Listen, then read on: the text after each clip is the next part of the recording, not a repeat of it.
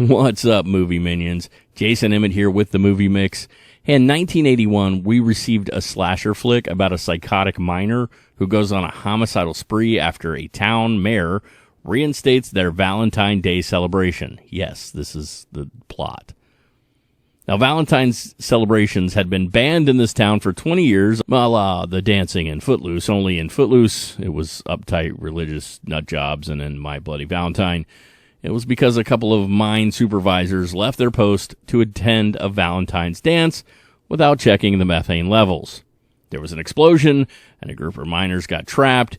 There was only one survivor, Harry Warden, and Harry turned to the act of, nom-nom on the others, and went a little crazy himself, then off to those supervisors that had left him in the mine, and that's your basic backstory. Now, 20 years pass, and that dance is back on, despite Harry Warden's warning that he would return should it ever happen again. The dance, I mean. After that, carnage and gore ensues, and you get the gist, I'm sure.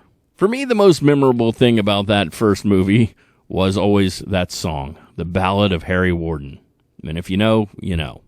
Now, the 1981 film barely eked out a profit, but it grew a really large cult following over the years. Then in 2009, we received a 3D remake starring Jensen Ackles, and that one did considerably better in the box office.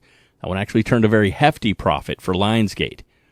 A sequel was pitched right away, and it was believed to be happening, but for some reason it just never did. Now, as you may or may not know, Blumhouse recently purchased Lionsgate's catalog of films and began talks of diving into their horror selection pretty much right off the bat. Now, we do a longer format show over here called Real Talk.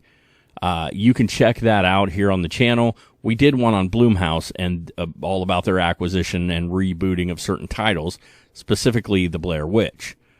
You can watch that for a bit more in depth, but according to the ever-awesome BloodyDisgusting.com, it looks like Blumhouse is in the early development stages for another reboot. The question here is, will it work? Their attempts to refresh the Exorcist and Halloween franchise have been up and down with critics and fans. So how will this movie fare? I personally think a film like this will do better than those. When it comes to slashers like this one, the expectations aren't as high initially. With a character like Michael Myers, there's been so much backstory and lore, even if it has gotten a bit murky, that you need a compelling story. With My Bloody Valentine, you stick with the existing narrative for the first film, maybe lean it towards the vibe of like the OG Scream movie mixed with Friday the 13th, and have fun. You do that and you'll probably the movie's probably going to do okay. Now, after the first one, you can play with things moving forward. This is what all the successful slasher franchises have done, and it makes sense. I also think this is a safer choice than I do things like Exorcist and Blair Witch because the fan bases, they're different. They expect different things. Now, I have seen the 1980 film, which is a fun product of its time.